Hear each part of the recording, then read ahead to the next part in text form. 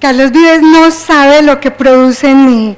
Esta mañana me levanté poniendo todo lo de él. No tiene ni idea. El día que yo me lo encuentre, cual adolescente de 15. Un placer estar con ustedes aquí. Muchas gracias a CRIP, muchas gracias a José por haberme invitado y dar esta oportunidad de transmitir y contarles, al menos de manera en titulares, mucho de lo que quiero compartir con ustedes. Primero, contarles un poquito quién soy yo. Primero el título. El título que nos compete es hablar de 4 temas importantes: el estrés, la salud emocional, productividad y adaptabilidad. Adaptabilidad ha sido el tema central de este congreso. Mi pregunta desde ya para ustedes es: ¿cuál es el liderazgo que se necesita hoy en día? ¿Qué tipo de liderazgo se necesita? Y entonces, ahí sí viene, para que sepan quién les está hablando un poquito. Casada hace 32 años, madre de 3 grandes hijos, hijos grandes y grandes hijos. Comunicadora social y con una serie de estudios como comunicador que se respete, amamos estudiar. Y apasionada por la felicidad. Yo empecé en este tema porque me pregunté hace 20 años por qué no soy feliz si lo tengo todo. ¿Qué es entonces la felicidad? Encontré la psicología positiva, las neurociencias, y por allá en el 2008 encontré el tema de propósito de vida y ¡boom! Nació Contacto Humano Organizacional y hace 14 años he acompañado y acompaño una serie de empresas grandes y medianas a desarrollar un liderazgo más humano, más compasivo, más cercano, más humano. Y desde el año pasado soy la coordinadora académica del Diplomado Liderazgo desde la Felicidad del Arte de Ser Feliz en la Universidad Pontificia Bolivariana, y también junto con mis compañeras, colegas con las que dictamos el diplomado, creamos entrenamientos en felicidad. Entonces volvamos. ¿Cuál es el liderazgo que se necesita para estos tiempos? No voy a ahondar mucho de qué tiempos estamos hablando, creo que ha habido suficiente ilustración de a qué tiempos nos referimos y en qué tiempos estamos viviendo. Les pregunto y quiero ver manitos levantadas para quienes consideren que sí. ¿Se puede ser feliz y estar triste en el mismo instante? Ok. Les voy a pedir que hagamos el siguiente ejercicio. La instrucción es la siguiente. Con la persona de al lado van a escoger quién es el 1 y quién es el 2. El 1 le va a decir al 2, lo que pasa conmigo hoy es, y va a tener 1 minuto cronometrado para explicarle cómo estás realmente. Si yo tuviera una persona, yo le diría, mira, lo que pasa conmigo hoy es, estoy entre la mezcla de excitada, ansiosa, cansada, de todo un poquito, pero principalmente muy feliz. Y empezaría a explicar el nivel de intimidad que tú quieras. 1 minuto. Cuando acabe el minuto, el 2 tiene un candado en la boca, no puede hablar y no puede preguntar, sí, peleaste con tu esposa anoche, contá. No. Solamente escucha con un candado en la boca. Pasa el minuto. Yo digo, se acabó el minuto, con esta llave virtual abro el candado y se la paso al 1. El 2 tiene otra vez 1 minuto para decirle al 1 lo que pasa conmigo hoy es. Se acaba el minuto, volvemos al 1 y el 1 le dice al 2, lo que agradezco hoy es 1 minuto y luego cambiamos 4 minutos. ¿Estamos? Comenzamos. ¿Ya saben quién es el 1 y quién es el 2? Listo. Comenzamos. 1, 2, 3, ya.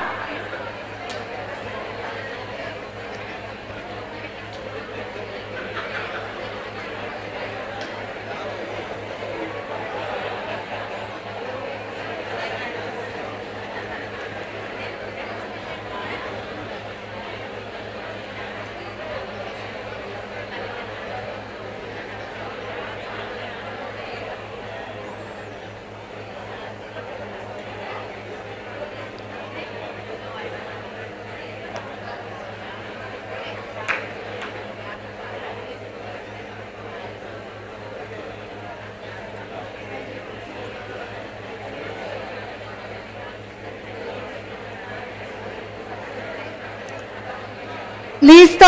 Tiempo. Ahora le paso el candado al 1.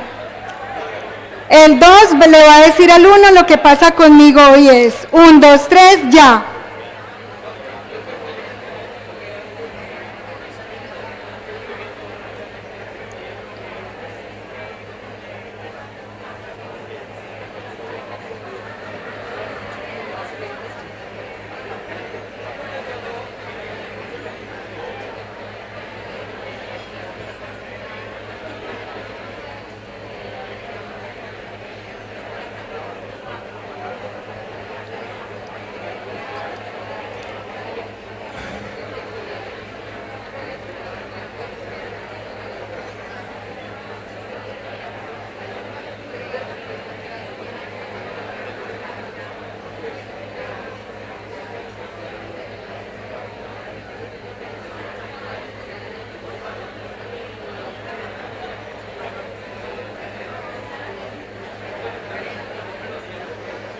Listo, ahora cambio candados, el 1 le va a decir al 2, lo que agradezco hoy es ya.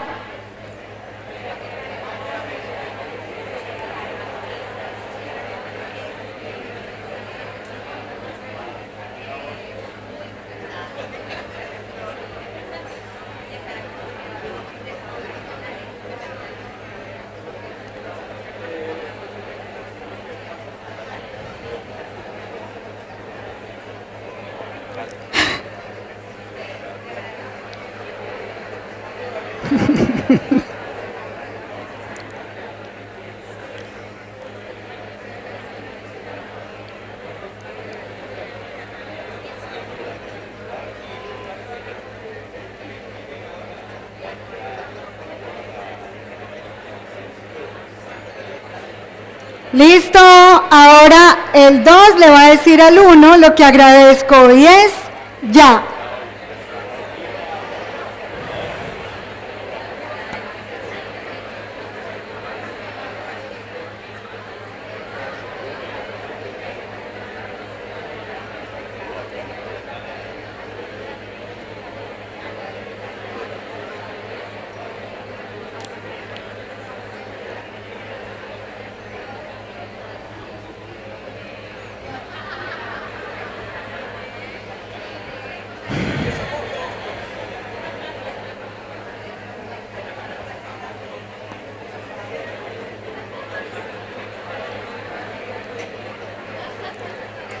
Muy bien, tiempo.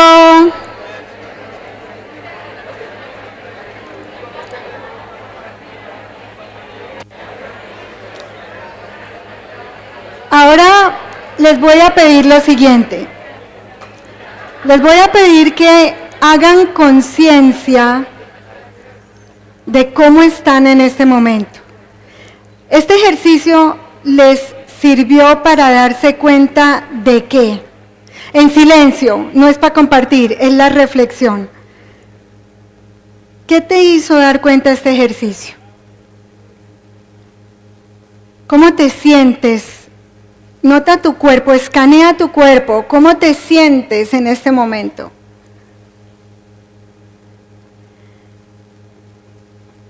Y la otra pregunta es, ¿qué tal si este ejercicio que toma 4 minutos se instaura en las reuniones de los equipos de trabajo? ¿Qué podría pasar?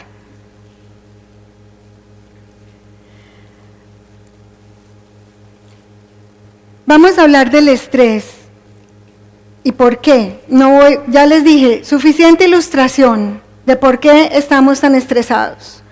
No me voy a meter ahí, solamente voy a mencionar que vivimos en unos entornos VICA, volátiles, inciertos, complejos y ambiguos. Esos entornos VICA, como todos bien sabemos, están generando fuertes problemas de salud mental, y ya ni hablemos después de la pandemia, en donde todos los síntomas que ven en pantalla se evidencian en familias, en organizaciones y en entornos educativos de todo nivel, desde primaria hasta universitarios.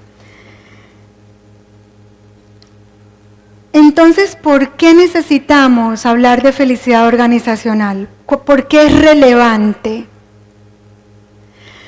Porque necesitamos aprender a ser antifrágiles.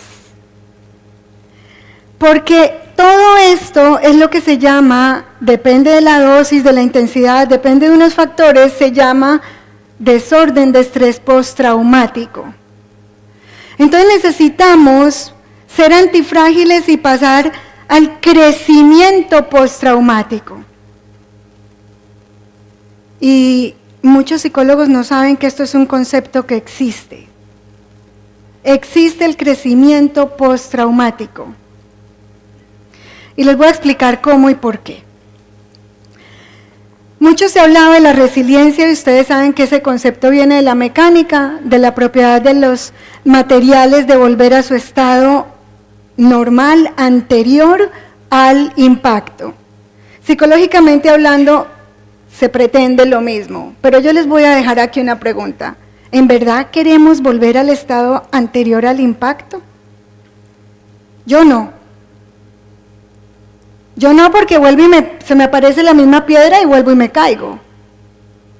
Yo quiero una resiliencia 2.0, eso se llama antifragilidad. ¿Cómo la aprendemos? Con los estudios de la ciencia de la felicidad. Este modelo SPIRE, creado por el Dr. Tal Ben-Shahar, es un modelo basado en estudios científicos de muy alto rigor y enfocado en la esencia natural del ser humano. Esta foto fue tomada el año pasado en el lanzamiento de la primera maestría en felicidad en el mundo, creada por el Dr. Tal Ben-Shahar con su academia Happiness Studies Academy y en asociación con la Centenary University, una maestría totalmente acreditada.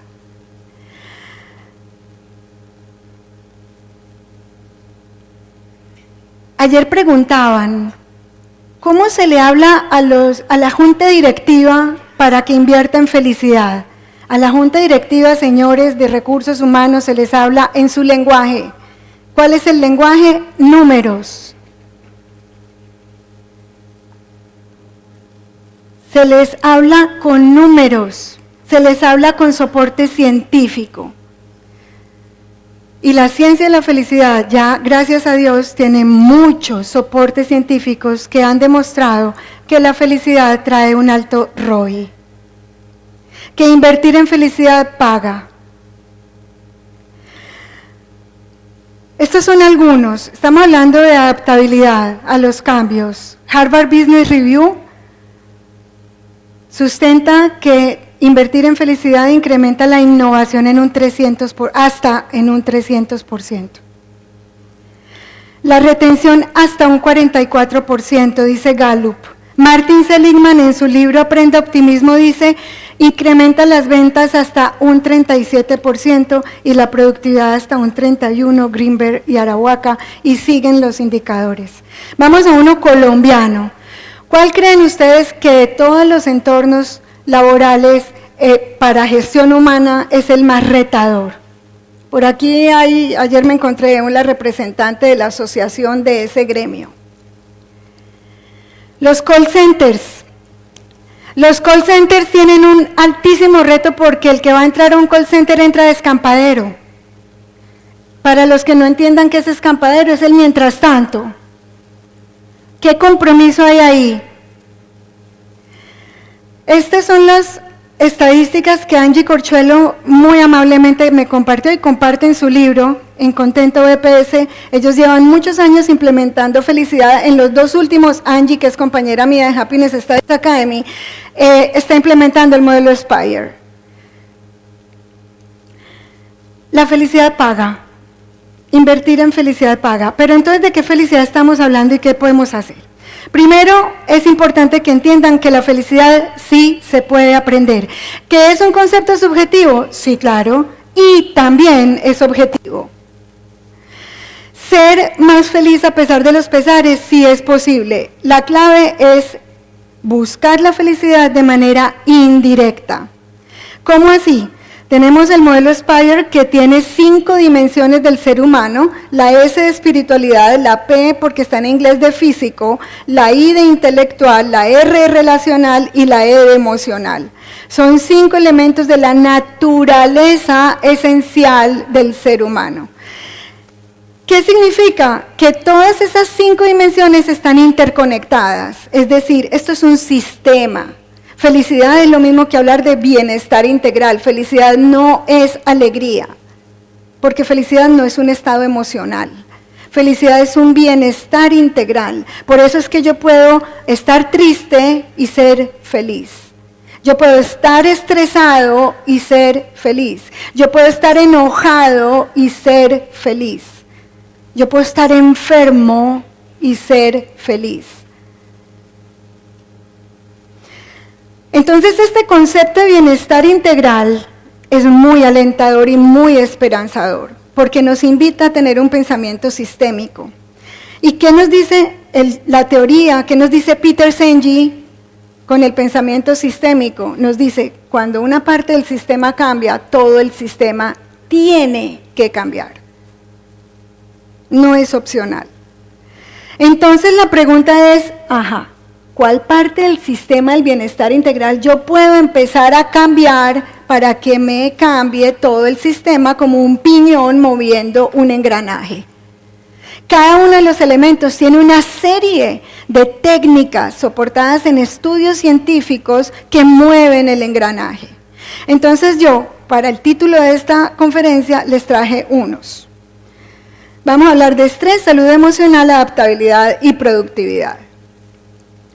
¿Qué es antifragilidad o resiliencia 2.0? Viene el concepto de Nassim Taleb en su libro Antifragilidad, que se basa en la naturaleza del ser humano, en donde cuando yo quiero fortalecer un músculo, yo lo que tengo que hacer es estresarlo, ponerle resistencia, para que crezca el bíceps. Si no, no crece, no se fortalece.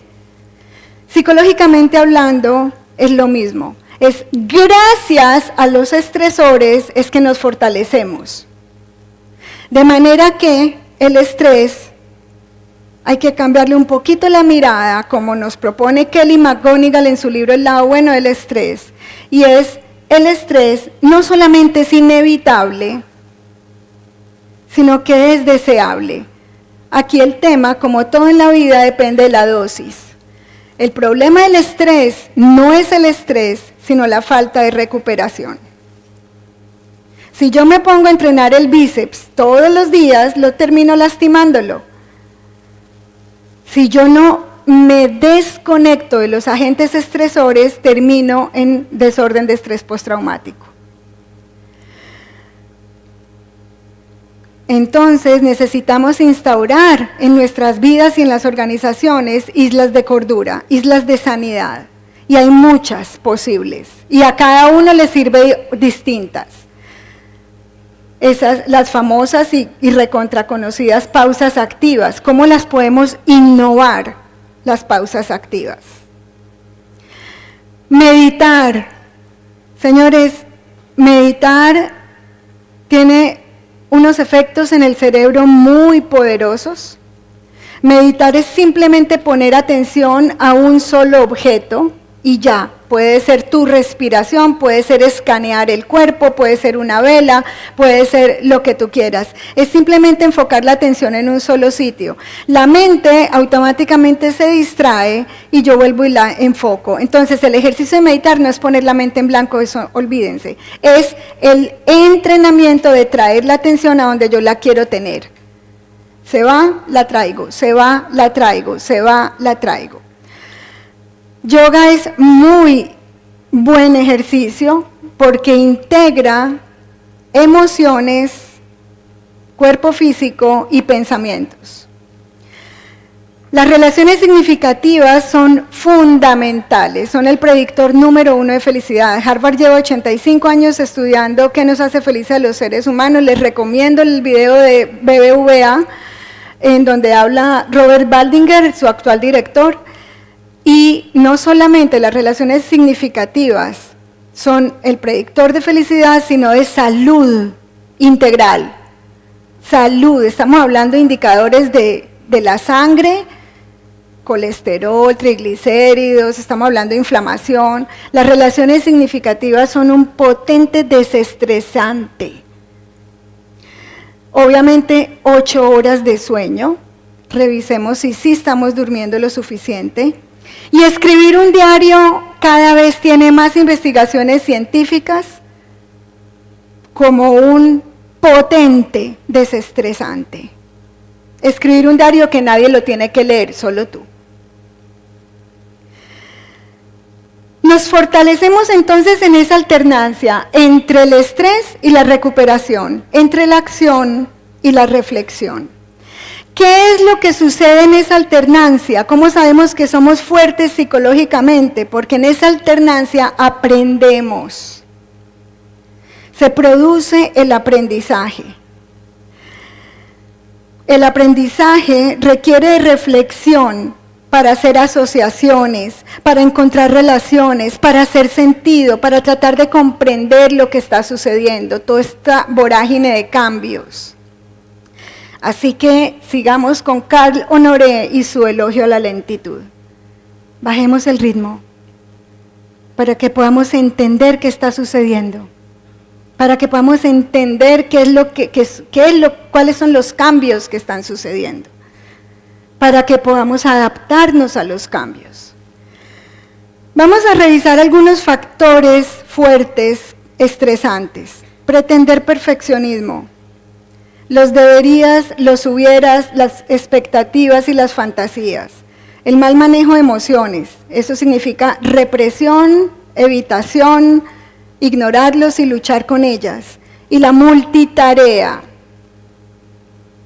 Ustedes saben que hay un estudio de la Universidad de Oxford que dice que el multitasking o multitarea reduce tu inteligencia intelectual en 10 puntos. ¿Quién quiere ser más bruto? Y la marihuana en 4.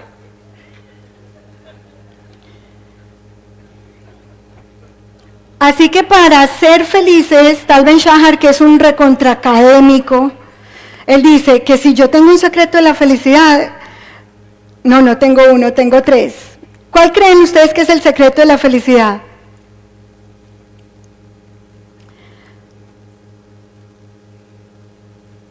Realidad, realidad, realidad. El respeto por la realidad es indispensable para la salud mental. Y no lo dice solo Tal, lo dice Byron Katie, Eckhart Tolle, Martin Seligman y muchos más, Nathaniel Branden, David Schnarch, Brené Brown y muchos más. Esta frase a mí me cambió la vida cuando la vi hace unos años. Cuando peleas con la realidad, solamente pierdes el 100% de las veces, nada más.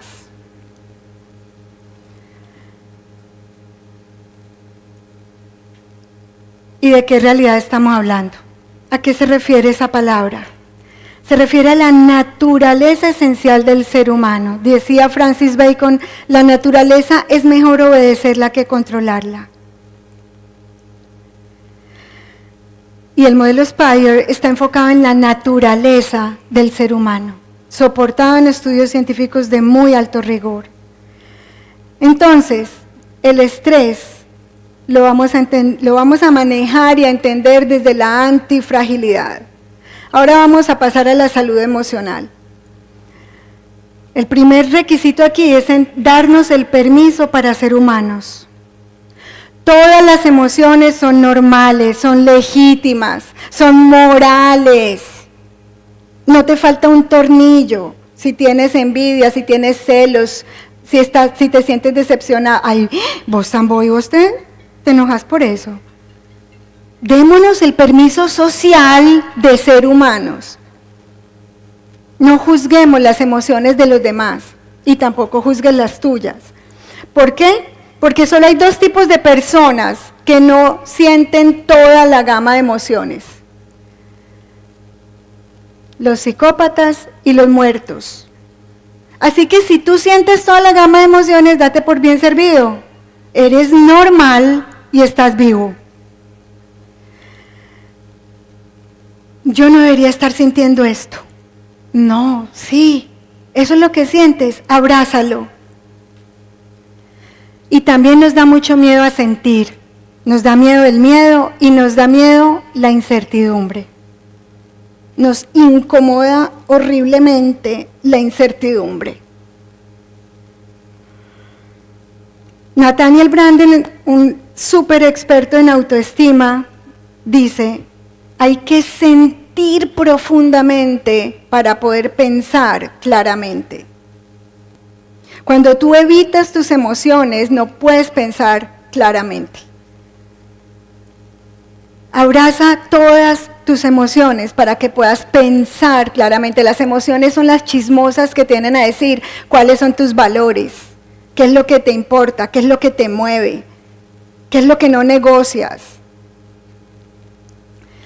Ellen Langer es considerada una de las madres de la psicología positiva, tiene unas investigaciones de esas que descrestan y muy enfocada en mindfulness. Mindfulness es atención plena. Y ella dice, si incrementamos nuestra incertidumbre, incrementamos nuestra atención plena. Y con ello mejoramos salud, felicidad y vitalidad. Lo dice desde los estudios científicos.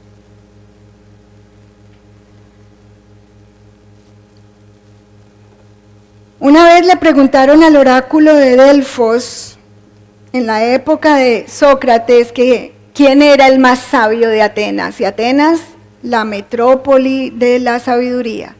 Y el oráculo contestó que Sócrates, y él no podía entender, se fue con todos los demás sabios a ver por qué, y entendió por qué. Entendió y dijo, claro, yo sí soy el más sabio, porque solo sé que nada sé.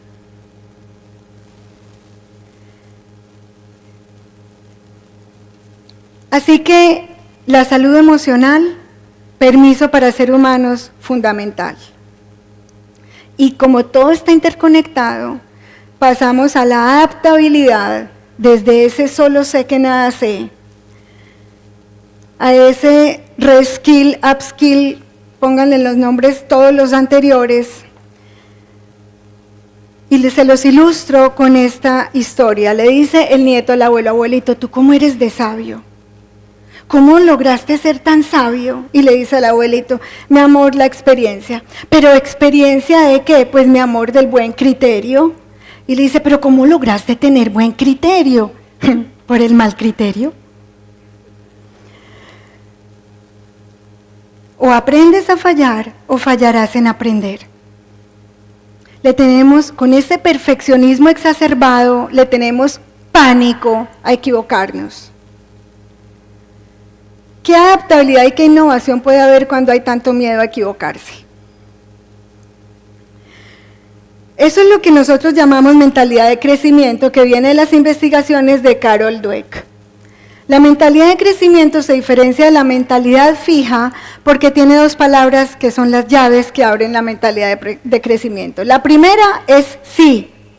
¿Sí a qué? A las nuevas ideas, a lo nuevo, a lo diferente. Ayer hablaba Juan Carlos diciendo que el 16% de los entusiastas es suficiente para generar un cambio organizacional. Esos son los que dicen sí. Y la otra palabra es cuando estamos en el cambio y adaptándonos y aprendiendo nuevas habilidades y yo todavía no he logrado llegar a donde quiero lograr, entonces ¿cómo vas? No he logrado aún. Todavía. O sea que aquí hay un cambio de mirada, de enfoque de la meta al proceso. La mentalidad de crecimiento nos invita a valorar el proceso. Ahí tenemos que revisar en qué mentalidad estamos, en la del perfeccionista o en la del optimalista. El perfeccionista cree que del punto A al punto B hay una línea recta y ayer Juan Carlos dijo, ¿cuál línea recta? Y eso puede sonar muy obvio, pero yo sí los invito a que ustedes revisen en sus vidas si en verdad están fluyendo cómodamente en la incertidumbre de la espiral o del sube y baja, o ustedes desearían que esto fuera una línea recta del A al B. El miedo al fallar, todo o nada. Los perfeccionistas son blanco o negro. Se les olvida que hay un arco iris de grises entre el blanco y el negro. son defensivos, buscan los defectos, son rudos. El optimalista es más realista.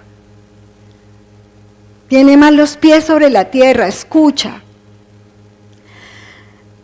Barbara Fredrickson, otra madre de la psicología positiva, entrando en el mundo de las emociones, dice, con sus investigaciones, las emociones placenteras, ella las llama positivas, pero placenteras, amplían y construyen.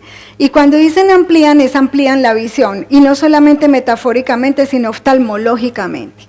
O sea, es literal que amplían la visión las emociones placenteras. Y construyen, cuando nosotros estamos vibrando en emociones placenteras, somos más generosos, más cooperativos, más queridos, más amables. Así que, si la adaptabilidad requiere aprendizaje, es importantísimo aprender a multiplicar emociones placenteras a lo largo del día. Y una de ellas es la curiosidad, y la curiosidad es un fuerte antídoto para el miedo.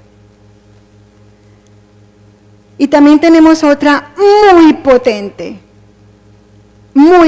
dentro de las emociones, una emoción que no solo nos despierta la curiosidad, sino que nos incrementa la persistencia, nos incrementa la innovación, nos hace ver más, tener más ideas, más visión, nos hace querer más a la gente, nos hace de verdad profundamente más felices, y es la pasión. Ese 16%, esas personas entusiastas, yo pongo la firma que son gente apasionada. Son gente que se conocen, gente que saben quiénes son y qué es lo que les importa y los mueve en la vida. Y esa pasión nos lleva a descubrir el propósito de vida, del que hablaba también ayer el doctor Mejía. Ese propósito que es lo que le da sentido a lo que haces, ese propósito que te hace ver diferente los problemas y los agentes estresores, ese propósito que te levanta de la cama con ganas. Y ese propósito se descubre a través de las fortalezas de carácter, los valores, los talentos y las pasiones. Y ahí es donde está tu zona de máximo potencial creativo, donde las ideas te atropellan, donde asumes riesgos.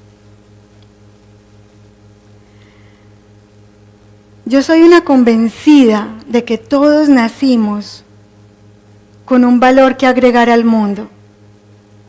¿Tú para qué naciste? ¿Qué valor viniste a agregar al mundo?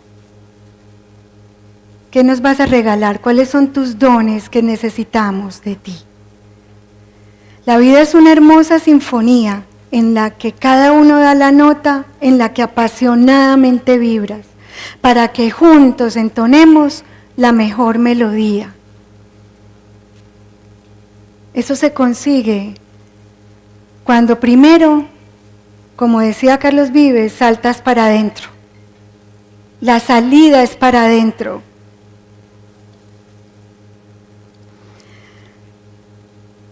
Así que para adaptarnos necesitamos esa mentalidad de crecimiento desde la zona de máximo potencial creativo. Y la productividad, ¿cuál creen ustedes que es el factor diferenciador de los equipos de alto desempeño? Se llama seguridad psicológica, un concepto desarrollado por la doctora Amy Edmondson. Seguridad psicológica es esos equipos laborales en donde a ninguno le da miedo proponer, preguntar, decir, opinar, cuestionar, en donde es un equipo que tiene tanta cohesión que son capaces de asumir riesgos.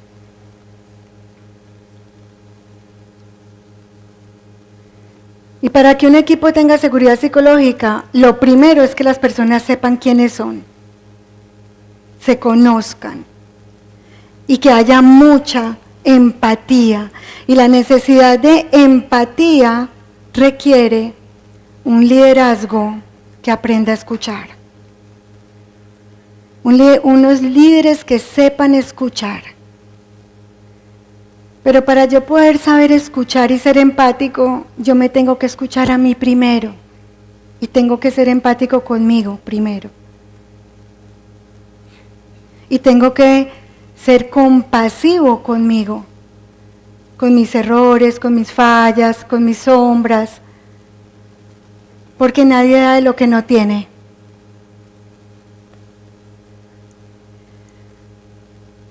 ¿Cuál es el liderazgo que necesitamos ahora? Un liderazgo compasivo, un liderazgo inspirador, un liderazgo coherente. Ahora que venga mi jefe a decirme qué tengo que hacer cuando él no lo hace.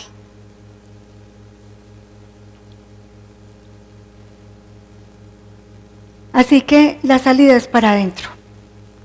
Se empieza en casa, para que podamos inspirar y juntos cantar la mejor melodía. Muchas gracias.